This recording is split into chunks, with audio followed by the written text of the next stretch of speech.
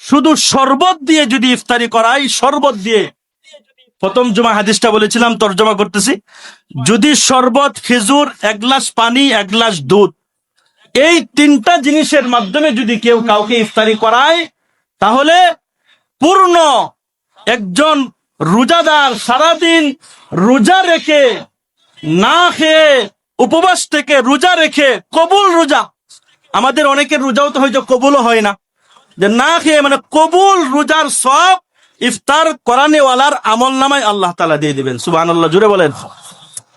এটা হলো এক গ্লাস পানি, এক গ্লাস দুধ, খেজুরের মাধ্যমে।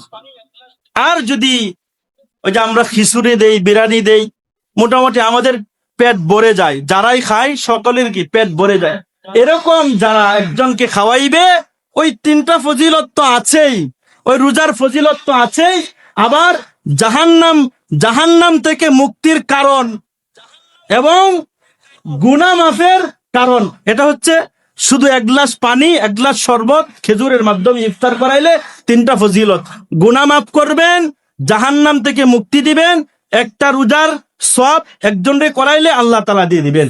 আর যদি পেট ভর্তি, মোটামুটি পেট ভরা কাকে বলা হয়? তিন ভাগের এক ভাগ খানা, এক ভাগ পানি, এক ভাগ খালি। এক ভাগ, তিন ভাগের এক ভাগও যদি আপনি কি করতে পারেন, একজন রোজাদার ব্যক্তিকে খাওয়াইতে পারেন, আল্লাহর হাবিব সাল্লাল্লাহু আলাইহি ওয়াসাল্লাম কিয়ামতের মাঠে নিজের হাউজে কাউসার থেকে আপনাকে পানি পান করাইবেন।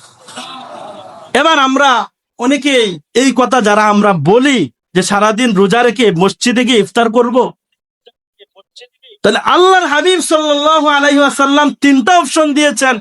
4 নম্বর অপশন হলো হাউজে কাউসারের পানি পান করাইবেন। এই 4টা ফজিলত থেকে আমাকে যে দাওয়াত দিল, তাকে আমরা মাহরুম করে ফেললাম না?